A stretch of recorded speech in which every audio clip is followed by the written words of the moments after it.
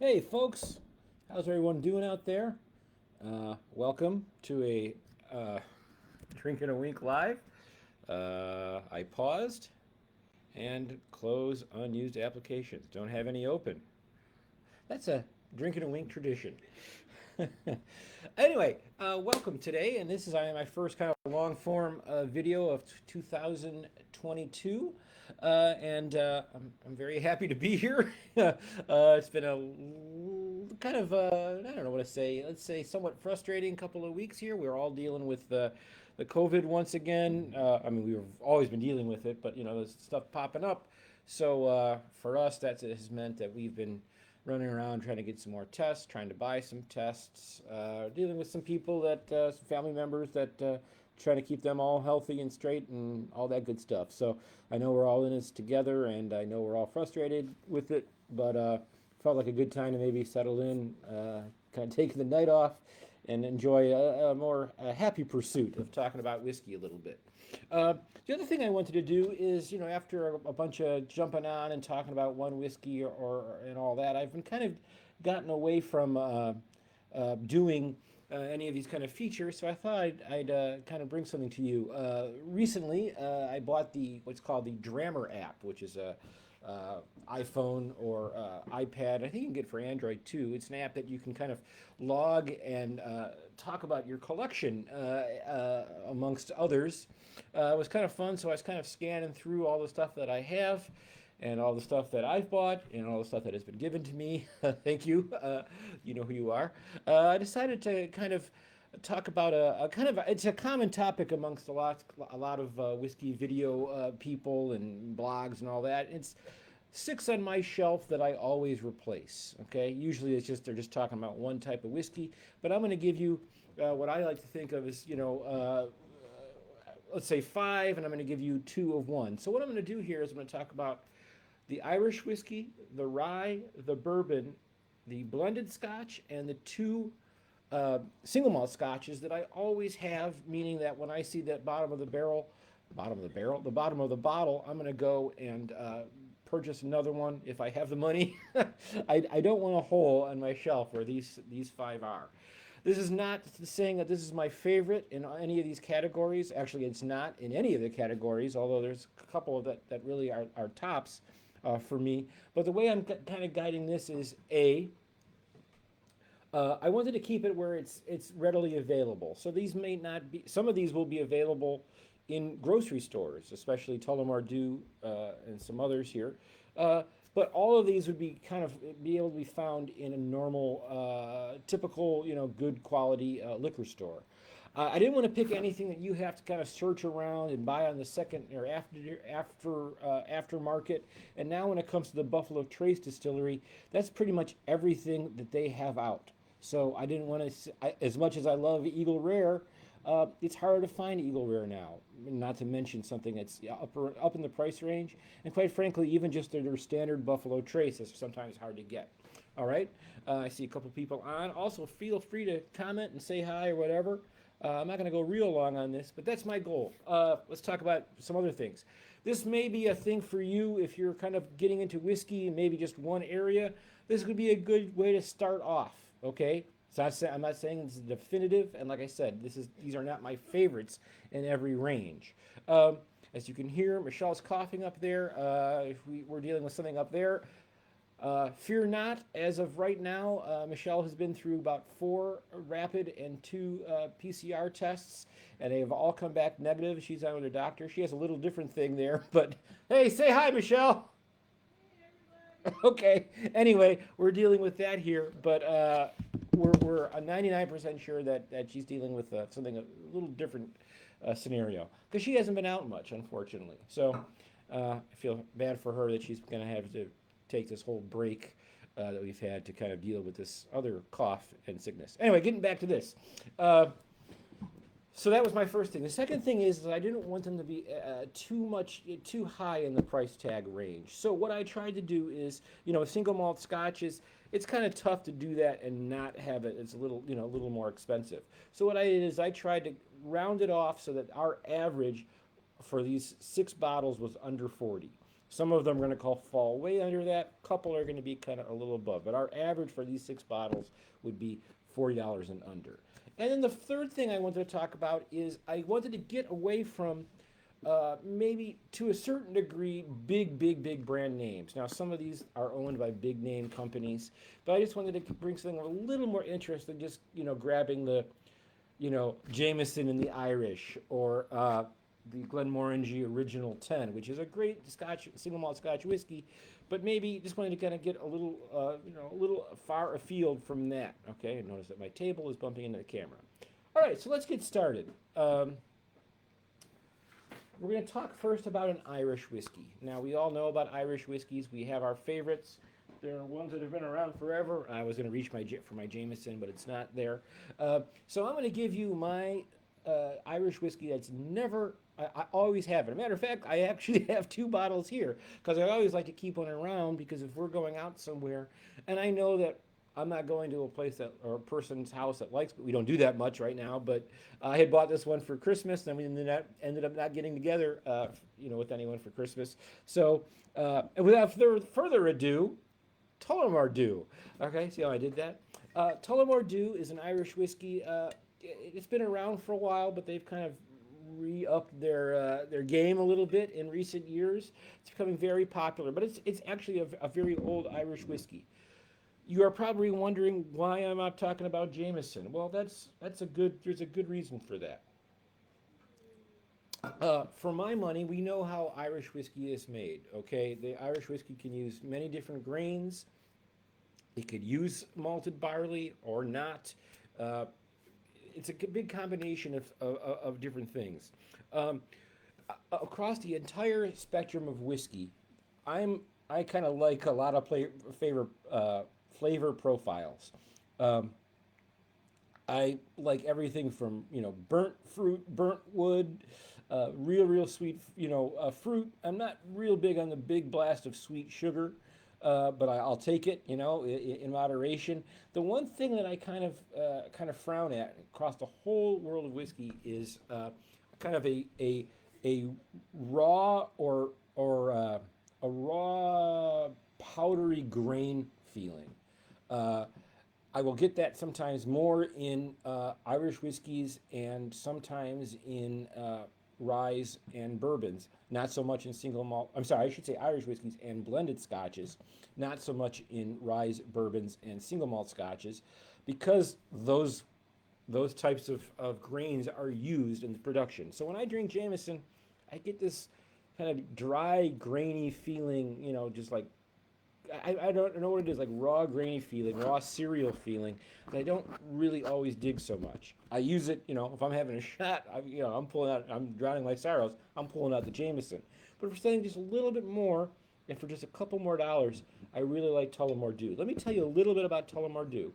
Tullamore Dew, first off, is a triple distilled Irish whiskey. It's very typical. It's bottled at 40%, so that's the lowest that they can go and still call it whiskey, at least in my book. The thing that's nice about Tullamore Dew whiskey is a couple of things. They're combining grains, okay, malt, so malted barley, and the pot still variety that you will find in more expensive Irish whiskeys. And that combo will give you this kind of combination of sweet, fruit, and spice flavors, okay? And you'll get that. The second thing that you also want to keep in mind is that they do aging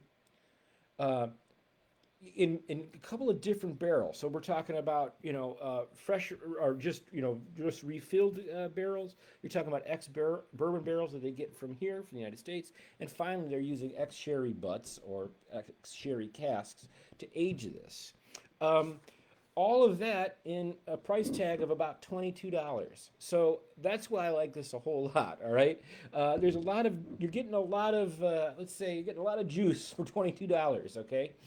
There are other Irish whiskeys that are in that price tag that are similar, but for something that you could put into you could drink it neat. You can put an ice cube in. You can put it in a mixer, that uses Irish whiskey. This is a good all around, and I always have it on my shelf. I've gone through bottles of this and never it doesn't ever wow anybody like, ooh, this is the best ever, but it never disappoints. Final thing about this that I like about this is I'm a big fan of making Irish whiskeys. I don't make a very good one, but I know when I do, I typically use Tullamore Dew, and the Irish the Irish coffee. Did I say Irish whiskey or Irish coffee? If I didn't say Irish coffee, I mean I like Irish coffees. Anyway, Irish coffees were kind of invented and then came over to the Buena Vista restaurant or Buena Vista Cafe in San Francisco. I know a few of our members have actually been to that cafe. And if you know anything about them, they tout that they are making the world's greatest Irish whiskey. Okay? Irish whiskey. I said it again, Irish coffee. Anyway, I've seen some videos. You can look it up. You'll find it very easily if you search around on the internet. The Buena Vista Cafe, when they're making their Irish coffees, their patented Irish coffees, they use Tullamore Dew. So if they're using it for that, I think we're good to go. All right? Tullamore Dew Irish whiskey. It's the first of my 6. I'll speed this up a little bit more as we move along. The next thing I'm going to tell you about is my favorite, I'm always replacing this rye, okay? This rye is one of the first ones that we kind of bought as we started buying rye more for tasting versus just having it around for a cocktail, all right? I'm a little bit, my taste for rye have grown more recently.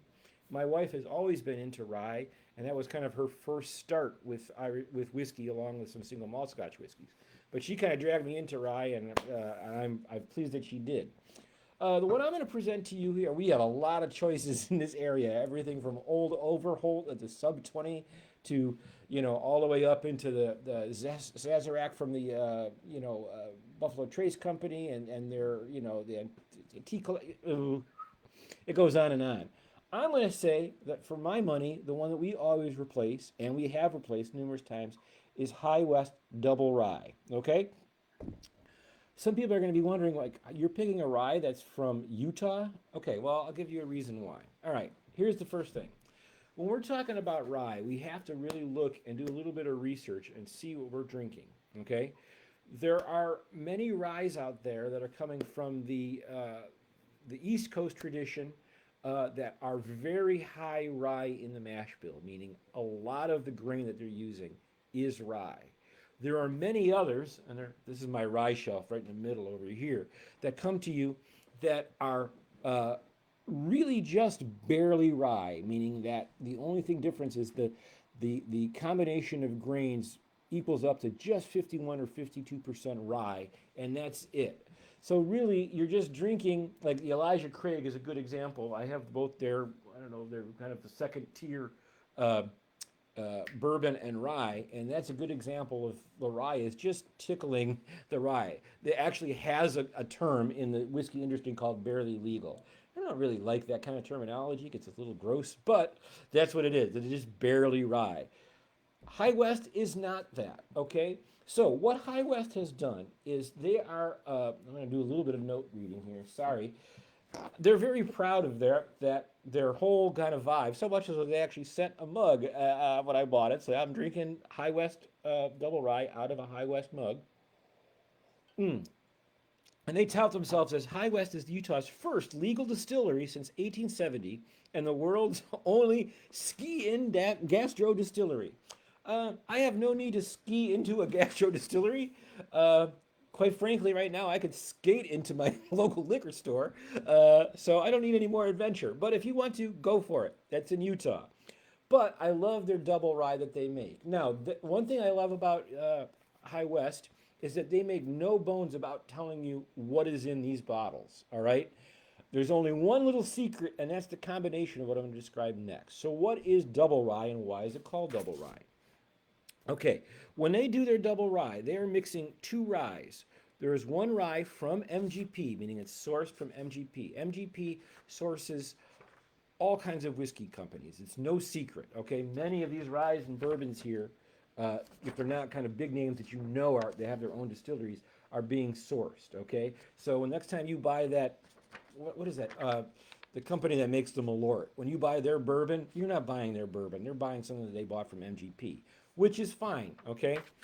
But in this case, they are buying a percentage of their rye from MGP, okay? Then they're mixing it with a different rye that they are distilling on site in Utah.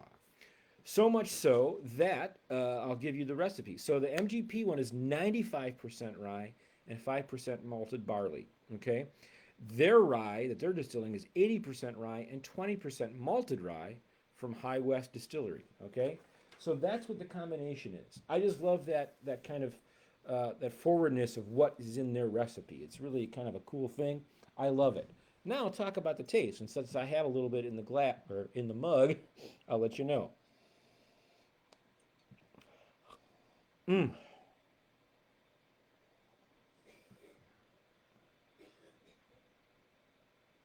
This is unabashedly rye, and what I mean by that is on the nose, we're getting those evergreen scents, we're getting those grassy notes, those spicy grassy notes, and then on the taste, mm, the thing I think I like the most about this, the thing I think I like about the most about this, is that you would never mistake this for a bourbon. Some of the other ryes that we have that again I've mentioned are just kind of basically bourbons with just a little more rye in there. It's very hard to tell. This is unabashedly rye, and I love it.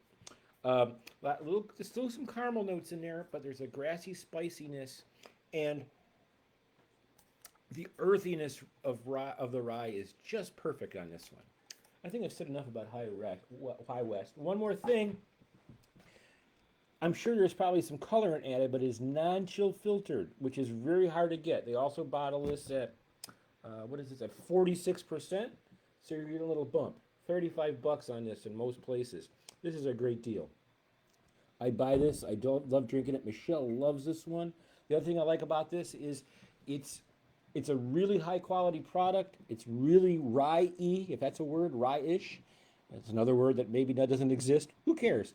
But the thing I like about this is it's just at the price point where I would not hesitate, and we have, using this to make cocktails. So there you go. High West Double Rye, recommended by Scorza. I always replace it. All right, we're going to move on next to another favorite, and this one might be a little bit confusing to some, and for you Scotch fans, you might be like wondering what my choice is. Now I'm going to talk about a blended Scotch. Okay, I have, if you can see that, well, I'm not going to show you, but I have tons of blended Scotch. I'm a big blended Scotch fan. I'm not a single malt Scotch snob. Okay, but I still know that there are some blended Scotches out there that are detestable. At least to me, all right, and others that are just so scrumptious and wonderful. Um, and I would never, let's just say I know I'm not a snob, but I know there are some that I just do not like. What I'm looking for a, let's say, a replaceable blended Scotch is something that I know will go. I can pick it up and drink it neat, and I like it a whole lot. I could use it as in a Scotch drink or make a highball or anything like that. Or one of my favorites on a hot day, the antithesis of today, when I'm out gardening or I don't garden when I'm cutting the grass or whatever, as I just pour a little Scotch into a Lacroix or one of those typical kind of drinks. Man, it's so good. All right, that's what I use a blended Scotch for. And finally, I want to make sure that it doesn't again have that grainy taste, and I want to get a little bit more out of than the basic 40% alcohol by volume, heavily colored, and chill filtered and all that kind of stuff. All right. Um, so I'm going to pick kind of a rare pick here, and I just want to make sure that I want to see if there's anything marked on here. I am picking Monkey Shoulder. Okay. Some of you know this is one of my favorite blended scotches. The last thing to know about this is what is originally used to be called a vatted Scotch or a blended malt Scotch. So, to explain this one more time, if I pick a typical bottle, I'm pulling it out here. If I pull out a typical bottle of Johnnie Walker Black Label, Dewar's is the same way. We have a blend of single malt Scotches, grain whiskeys, all manner of things, okay, that come together to make Johnnie Walker Black Label. Dewar's is like that, blah, blah, blah. Okay? When we see the word blended malt in our blend, that is something completely different. That means it can only be a blend of what I have here on my second shelf here, single malt scotches. So, does that mean it's better? I don't know. But I'll go on and explain this a little bit more. So, Monkey Shoulder is a company that's kind of relatively new, but they are owned by the same parent company that owns Hendrick's Gin, Glenfiddich Scotch, and Tullamore Dew. Okay? Uh, this originally started as a combination of Balvenie, Kinninvie, and what was it, Glenfiddich uh, single malt scotches. As they have become more popular, okay, if you can see this is the original, as they become more popular, the bottle has changed a little bit. They are adding some other brands of single malt scotch in here, but it is still a blended malt. So just to be clear that you understand what that means is, again, there is no rye grain in this. There is no corn grain in here, maize, anything like that. This is just a combination of single malt blended scotches. If you have single malt scotches, sorry, combination of single malt scotches. If you have two, if I take this Deanston and this Ardbeg, I pour them into a glass together, I have just made a blended malt scotch. I just would go with this one. Monkey Shoulder is really good. I've always loved it. It has this honeyed flavor, a little bit of sweetness, a little bit of vanilla, a little bit of a tang because it's probably some younger whiskey in there. But this price tag, whoops, sorry, I just lost my control of my glasses. The price tag on Monkey Shoulder is $33. Okay, that's actually less than Johnnie Walker Black Label, Johnnie Walker High Rye, which is a new one, and Dewar's 15-year-old, which I also thought was going to be my choice for this one. I like this one a whole lot.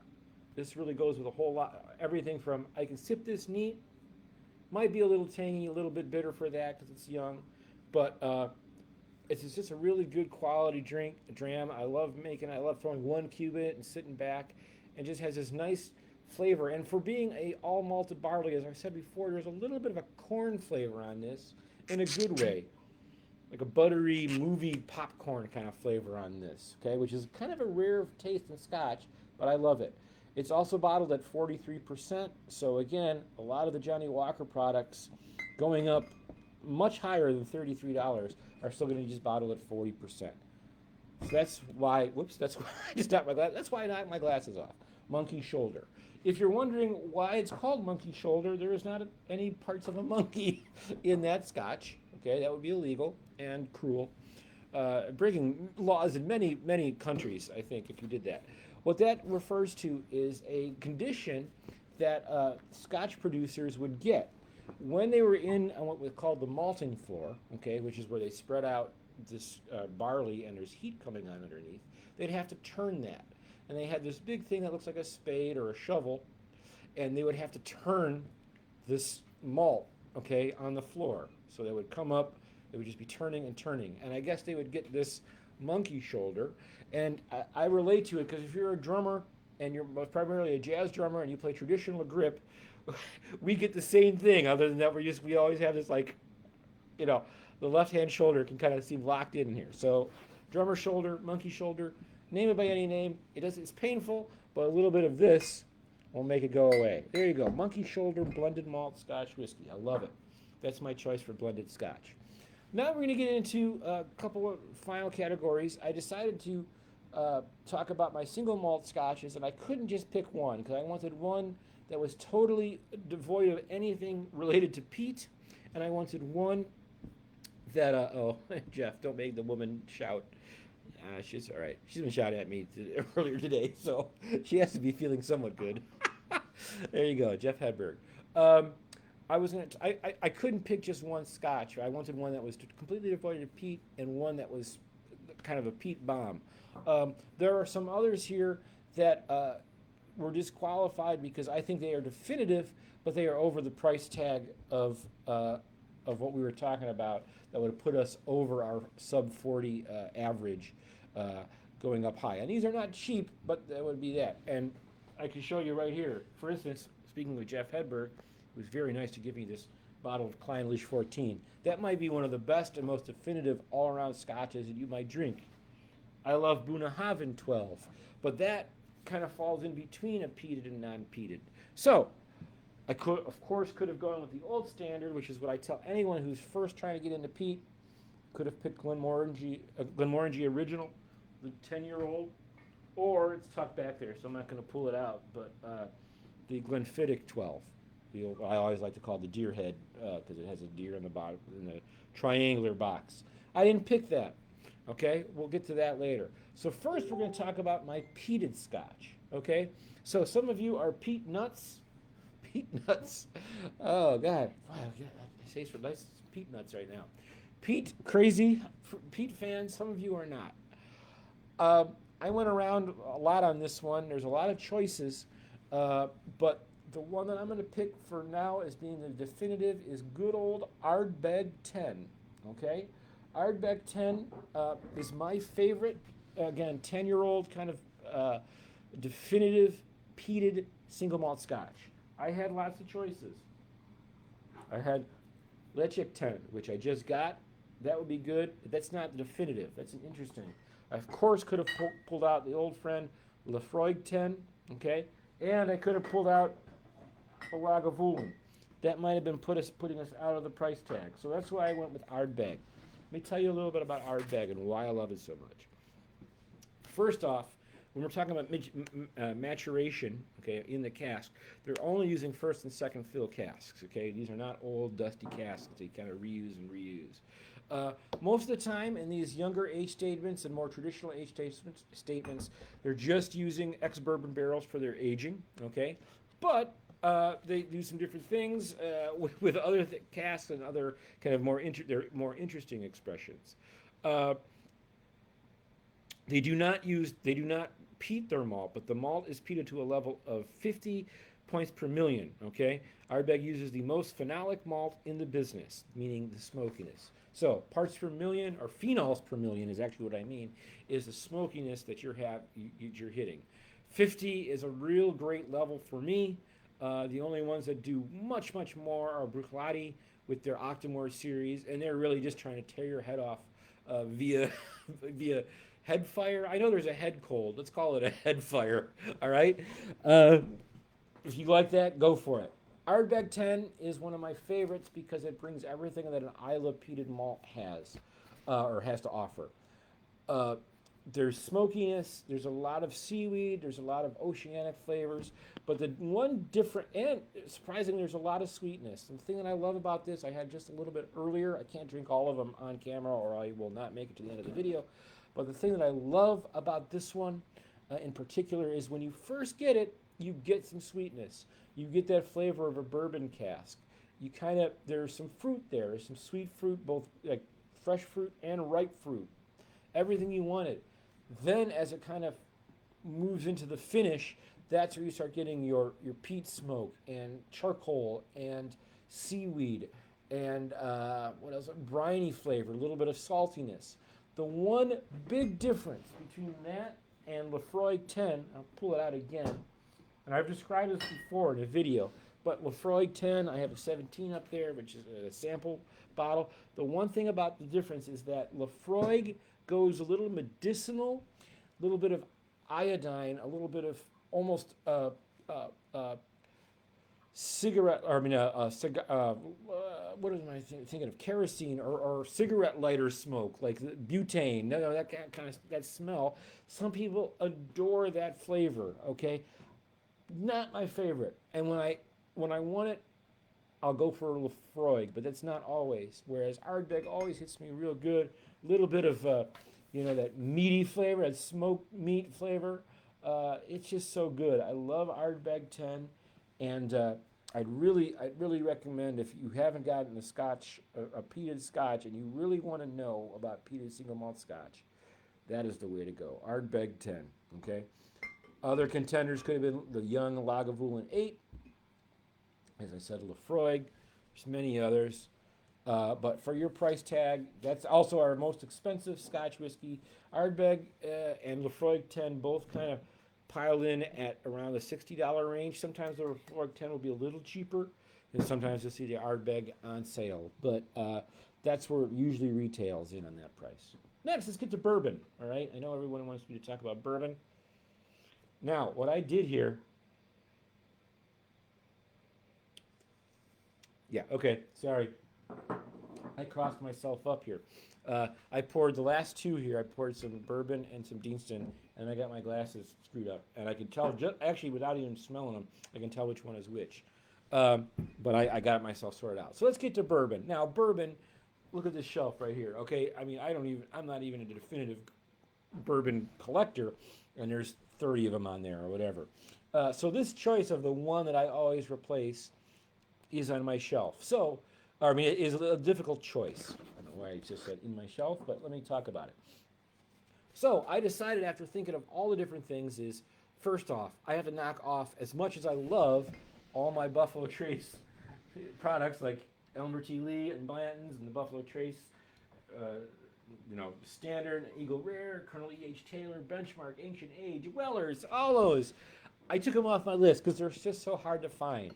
Okay, and they're you can, if you live in Kentucky, I guess you can find them. Chicago, Illinois is actually one of the easier one to find them, but after that, it's really a crapshoot to see if you can find any of those. So I left all of those products off my list. Some other the specialty ones I've gotten, I left them off the list too. So then I went back to one that I actually have the most history of, and as a little joke, the one I have replaced the most often. Before I was really a whiskey fan, I somehow got two bottles of Woodford Reserve. And I never seemed to drink that much of it because my old roommates would always drink it out from under me. All right. I remember one time, my good buddy Ted Hogarth, I recorded one of his records. We were up in the Michigan, up by Interlaken, and there was a great liquor store. And I bought a bottle of Woodford Reserve. I brought it home, and I may have had one dram off of that before other people seemed to come and drink it out from under me. I still love those people that drink them out from under me. So if you're out there, you know who you are. But anyway, so I've replaced this bottle a lot, but I don't have a ton of history of it. No, I'm just kidding. I've had this 3 or 4 times, and I love Woodford Reserve. That's the one I'm going to name as my one that I'm always going to replace. Woodford Reserve, for your money, is a really good, solid contender. I pick it for many, many different reasons. One is it's bottled at 45.2%. I love it. And price tag on that is about $35. That's a good that's good math for the quality of what's going into this bottle. I know it's kind of a conservative or safe pick, but this is again not my favorite. This is what I always replace. I love it. I love the mash bill on Woodford Reserve. Some get really light on the rye, and some maybe no, none get really too heavy on the rye. But I really like the representation of 72% corn, 18% rye, and 10% barley. Okay, I really like that because any less rye and the stuff starts getting a little sweet for me. So there are some that have 10% rye or 12. I like them, but for some reason that little increase in rye really sets us off and gives this one what I like to call a little bit of a grown-up taste to me. Bourbons that have very little rye in them, let's say less than 12% rye, just tastes a little candyish for me. And if you want something grown up, I like that. That's just my taste. There are many people that would be. I mean, not many people are watching right now, but when they watch us, they're going to get angry with me and say no, And then conversely, I love many weeded bourbons. Like the Wellers and different ones. There's Old Elka that I have that are weeded, and they replace the rye completely. I like that too. Anyway, I can't say enough about Woodford Reserve. The other thing I love about Woodford Reserve is it it easily tastes really great neat. Okay, I drink this all the time, and I'm gonna do it right now. Neat, no water added, no ice. It's warming. It's thick, feels consistent. Um, It's bottled, like I said, at 45.2, so it's there. The alcohol's there, but it's not killing you. Uh, and the second thing about it is this is great in cocktails because of that high rye content. I know that a lot of bartenders and mixologists like their bourbons, and the ones that know what they're doing. If you're just down at an average bar and the guy's acting like they're, and it's always a guy acting like they're, flashing around stuff, doing all this kind of crazy stuff, making your cocktail. They don't give a care. But try to keep this PC here or family friendly.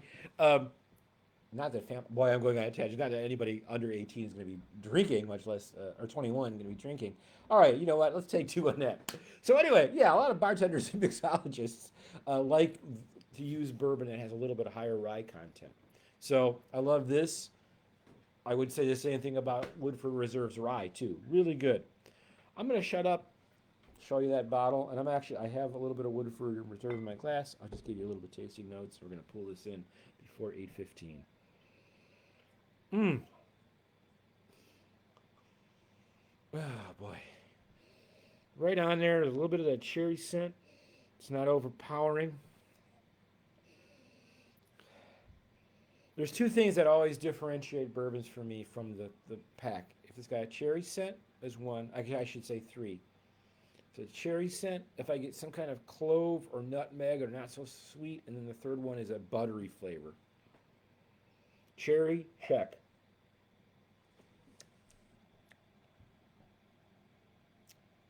The taste is a wonderful mix of darker flavors with some sweetness, dark burnt wood, burnt sugar, but there's this like ripe fruit flavor that really it's a very mature. I don't mean that in age, but just it's mature. And at the end, we get a little bit of that butter flavor, not as much as say where is it? I'm pointing at it now. It's better. 1792 is always my one that has a movie flavor there. I pulled that other bottle out to show you. So, but this one's close. This has got some butter in there. I like it. Mm. Yeah, Woodford Reserve bourbon, delicious. And if you're making cocktails, you know, uh, some people get really lazy and they'll pick the cheapest stuff they can find to make cocktails with. I don't really understand that. I understand not putting your Blantons, as I point at it, or Elmer T. Lee, or some of the limited edition stuff in there. But go ahead and get yourself some Woodford Reserve. It goes on sale a lot too. I really like it. Wonderful gift. They've bottling it. They're bottling it in a nice shape there. It's really good. I also like Woodford Reserve because with all these round bottles that everyone has, this one can kind of fit in on the shelf, and you can put a lot of them in there. Just the different shape kind of helps out fitting them on the shelf. And when you got a shelf like this, that starts to become a consideration. All right, we're going to pull this into the hanger with my last pick.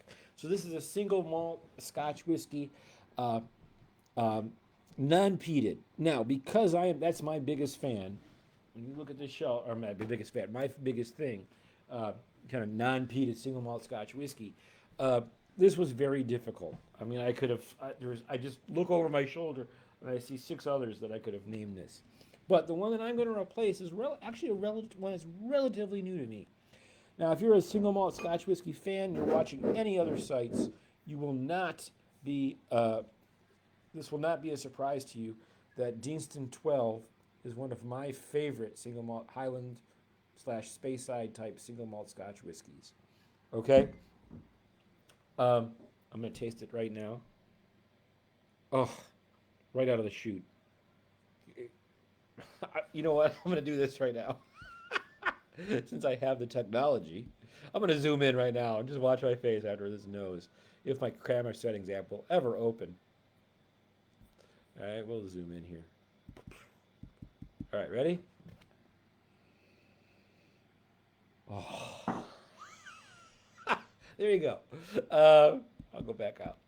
Deanston 12 is just such a good, it's just a great dram. Let me stop making weird noises and just tell you about it, all right? Deanston 12. This is bottled at 46.3%, and it's about $50. It is unchill filtered and no added color. Look at the bottle, look at the dram and how pale it is. This is what it's supposed to look like, okay? I've said it before.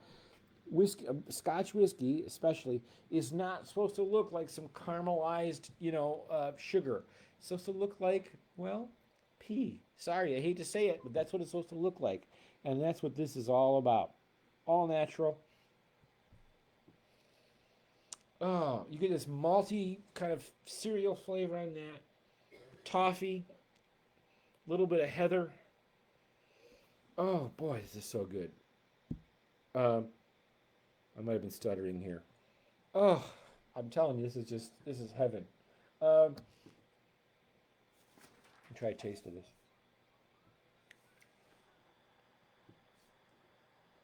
Single malt Scotch whiskey. This is non-peated. It has everything I need.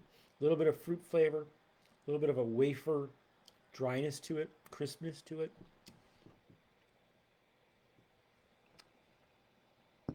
Mm.